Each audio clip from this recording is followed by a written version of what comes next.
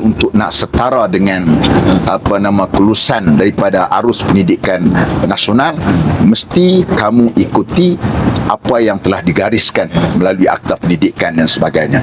Untuk maklumat juga, bagaimana kita lihat di Kelantan dulu, dia ada CJ yang dikeluarkan, seperti contohnya STU, CJ Tinggi Agama yang dikeluarkan. Tapi apabila sudah dikeluarkan, bahawasanya kita tidak mendapat peniterapan, jadi kita boleh terima, tak apalah, oleh kerana kita tak ikut sebagainya. Kemudian pelajar-pelajar tu boleh masuk ke Mesir. Kemudian juga di-skat pula dengan hanya nak pergi sana dengan stamp saja, kan G2G, kita akur juga.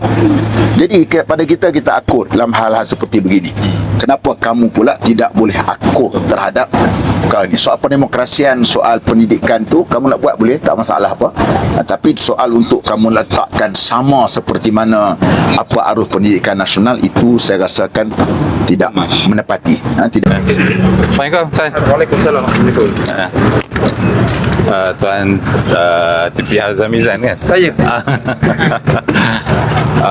Hari ini saya mewakili pelbagai NGO. Tuan pun tahulah apa hasrat kita, dan sebahagian daripada NGO yang ada ni tidak dipanggil dalam libat urus bersama dengan Plan Malaysia. Ada yang tak dipanggil, tapi kita tahu tapi tidak dipanggil.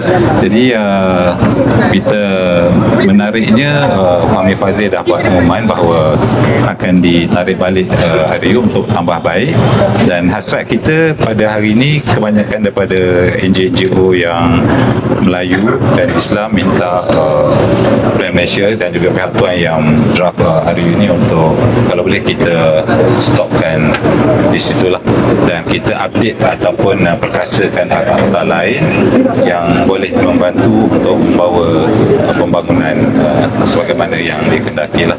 Jadi saya serahkan satu memorandum ni untuk pihak Plan Malaysia untuk kalau boleh dapat diuruskan satu pertemuan dengan wakil-wakil NGO ramai sebenarnya daripada pihak peguam, daripada penduduk, daripada profesional dan sebagainya, untuk kita sama-sama melihat perkara ni lah. Okey, baik. Tadi Tuan Zai, Tuan Zai, kita pernah seminar masa di Marriott tahun lepas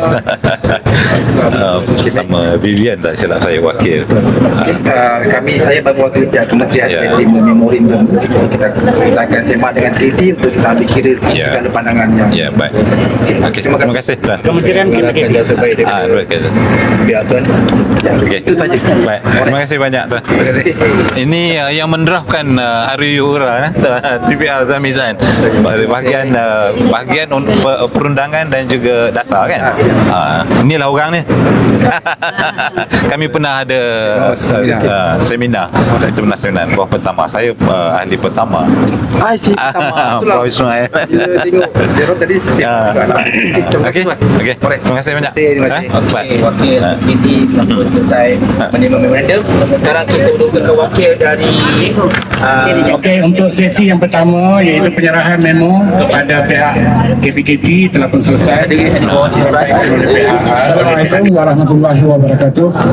Pertamanya kami bagi pihak NGO dan juga rombongan mengucapkan terima kasih kepada Yang Berhormat Datuk Idris Ahmad, MP Pendang, Datuk Awang, juga rakan MC yang lain yang sudi untuk hadir menerima memo daripada pihak kami, dan saya dengan ini mempersilakan Pak Said mengepalai rombongan kami untuk menyerahkan memorandum yang berkaitan dengan UEC kepada ahli-ahli parlimen dari Perikatan Nasional.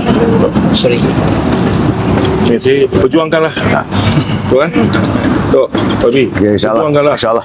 Jangan nak, kita konsisten. jangan nak sangat undi Cina.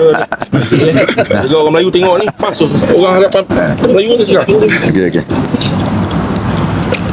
Boleh-bolehnya batalkan. Yurat ya. Okey. Okey, Yura tadi kita dah serah pada KPKT. Bahagian TPR Zamizan ni dia pengubat, dia yang menguruskan URA dan itu, dan dia dah minta kepada dia, dan kita sambut baik hari dengan tambah baik, tapi kita minta tadi bukan tambah baik, terus batalkan, dan kita minta MP, bukan saja PN, semua MP-MP yang merasakan undang ini menjerut rakyat, kita minta batalkan terus undang ini. Itu hasrat daripada pelbagai pihak yang daripada NGO, undang-undang, stakeholder dan juga lain-lain pemimpin di peringkat rakyat memang batalkan terus undang ini. Bukan tarik balik lagi. Okey. Okey. Tok, cakap sikit Tok. Ni ya. Memorandum. Ya. Dah. Sepatah dua kata. Okey, Assalamualaikum warahmatullahi wabarakatuh dan salam sejahtera. Terima kasih kepada rakan-rakan daripada MP, daripada Pendang, daripada Perbadan Rengas, daripada Kanga, dan juga Nya Adun daripada Selim berada. Selim. Dia wakili Lejnah Tanah untuk PAS Perak punya, Kuala Langat dan Jerlun. Dia mesti nak Sebenarnya minta maaf lah, kami baru tahu. Tu kami tahu. Saya pun duduk bekerja dalam parlimen saat ni, tu dapat call terus datang.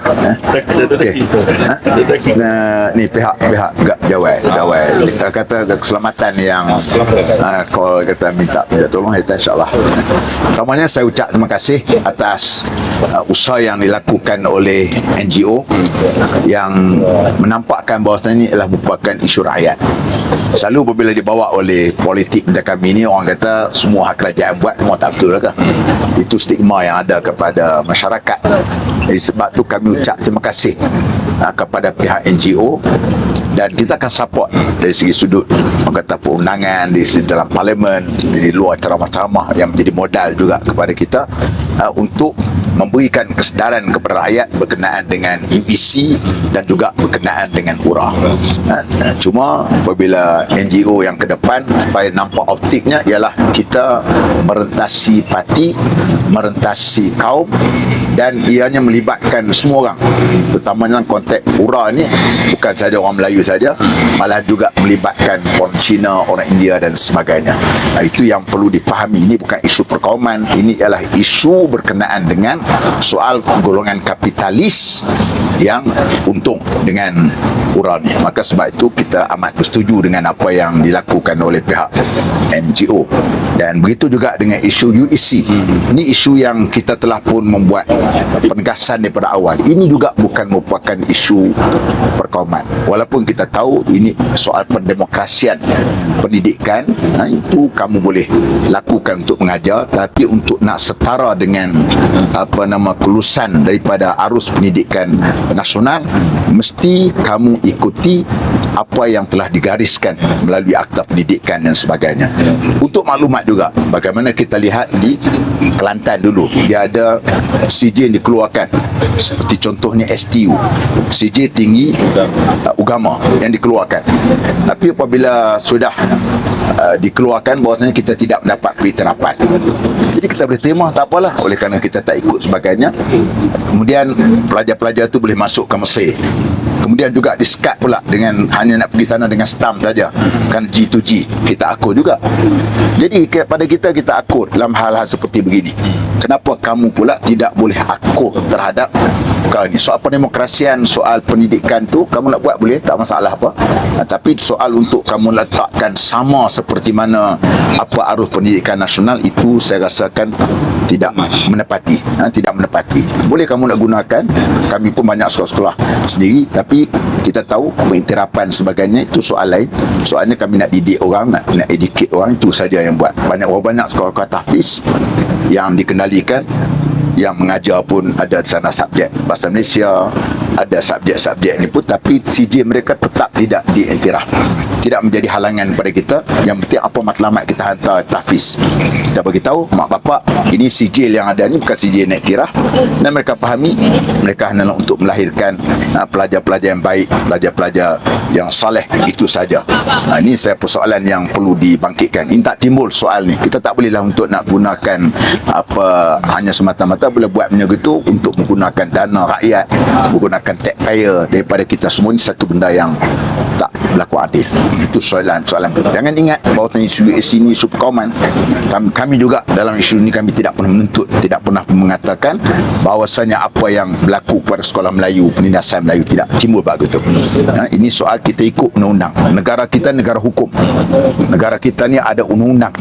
Negara kita ini negara yang mesti kita dalam rukun negara kita kuluhuran perlembagaan dan kedaulatan undang-undang yang kita ikrarkan setiap kali tahun di parlimen kita ucap rukun negara, maka perlulah kita praktiskan benda ni, terutama ahli-ahli parlimen kena memahami. Jangan hanya bercakap tentang kuluhuran perlembagaan, tiba-tiba di segi praktikalnya amalannya kamu tidak laku adil terhadap. Terima kasih sekali lagi saya ucap terima kasih kepada soalan semua.